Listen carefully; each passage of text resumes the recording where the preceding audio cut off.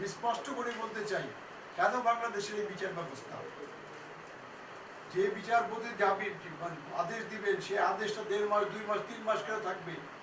এটা তো জমিদারি প্রথা, এটা তো ইচ্ছার উপর নির্ভর করে। এই ইচ্ছার উপর নির্ভর করে স্বাধীন দেশ চলতে পারে না, একটা বিচার বিভাগ চলতে পারে না। আজকে একজন বিচারপতি বিদেশ চলে গেছেন, সে স্বাক্ষর করে নাই, তার জন্য একজন বন্দীকে দিনের পর দিন জেলখানায় থাকতে হবে, এটা তো চলতে পারে না। এইসব বিষয়গুলো সরকারের দেখা উচিত, আমাদের দেখা উচিত, আমাদের প্রতিবাদও করা উচিত। এবং উচ্চ আদালতে যে সমস্ত অনিয়ম আছে, এই অনিয়মগুলি দূর করে যদি যে দেশের বিচার বিভাগ সম্পূর্ণ সম্পূর্ণ নিরপেক্ষ না হয়, সেই দেশ চলতে পারে না।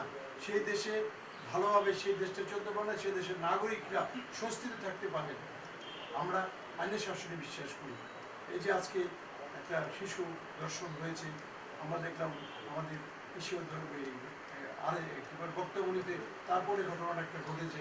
হ্যাঁ, ধর্ষণের একটা প্রকোপ যুগে যুগে কিছু প্রকোপ আসে, সেই প্রকোপের মধ্যে আমরা পড়ে গেছি। আমরা একটা আইন শৃঙ্খলাহীনতা, বিচারহীনতার একটা সংস্কৃতির মধ্যে পড়ে গেছি। 7 দিনের মধ্যে অবশ্যই প্রসিডিউর মেনে করে না, অবশ্যই খুশি, কিন্তু তকি হত্যা কি হলো, আশিক চঞ্চল ভুল হত্যা কি হলো, আমাদের সাগররুনি হত্যা কি হলো?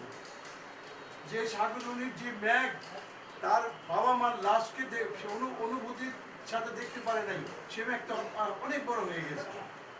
সেই ম্যাগ আজও তার বাবা মার হত্যাকারীদের বিচার পায় নাই। অথচ যখনই যারা ক্ষমতায় আসে তারা বড় বড় কথা বলে।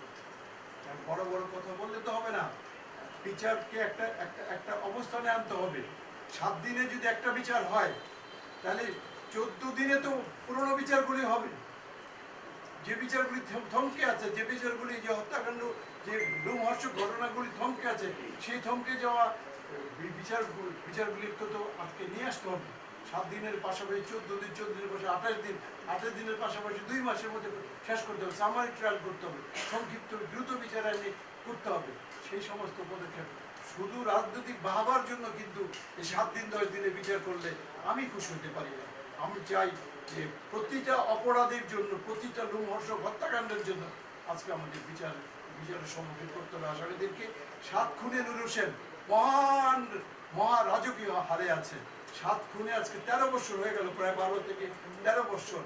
একটা সুপ্রিম কোর্টে অ্যাপিলেট ডিভিশনে একটা যে তার এই রায়টা বৈধ কি অবৈধ, বহাল থাকবে কি থাকবে না, এই ছোট্ট একটা কমেন্টস এক ফুল বেঞ্চ করবে। সেই ফুল বেঞ্চের লিস্ট আসতে, যে দেশে লিস্ট আসতে 12 বছর থাকে, সেই দেশে বিচার ব্যবস্থা না থাকলে কি হয়? সে দেশে বিচার ব্যবস্থা দরকার নেই তো। আজকে 7 খুনের আত্মীয় স্বজন যারা হত্যাকাণ্ডের শিকার হয়েছে, তারা দুঃখে দুঃখে মরছে, বিচারালয়ে দিনের পর দিন যাচ্ছে, দাবি করছে। অনেকে মারা গেছে, অনেকের বাবা মারা গেছে, অনেকে মারা গেছে। তারা তো তাদের সন্তানদের বিচারটা দেখে দিতে পারলো না।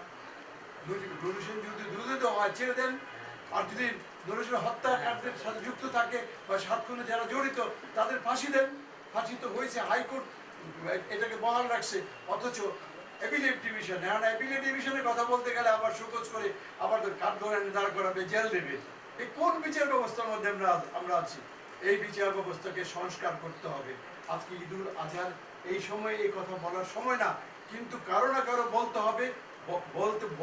বলতে বলতে আজকে ওই জায়গায় পৌঁছতে পারলে, এবং সরকার নীতি নির্ধারকরা যদি এই বিষয়ে যদি সচল হয়, শুধু রাজনীতির জন্য রাজনীতি না, মানুষের কল্যাণের রাজনীতি, মানুষকে বাঁচানোর জন্য রাজনীতি, দেশকে বাঁচানোর জন্য রাজনীতি, এবং কোনো আইন শৃঙ্খলাকে রক্ষা করার জন্য রাজনীতি, এটাই যদি হয়, এটা হওয়ার জন্য আমাদের এই প্রেশারটাকে দিতে হবে, প্রেশার গ্রুপ কাজ করতে হবে।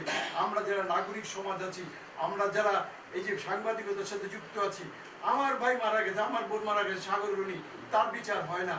বছরের পর বছর শতবার আমাদেরকে কোর্টে হাজিরা দেখতে হয় যে প্রতিবেদনের জন্য সবাই প্রদান করা হলো, আরে কিসের প্রতি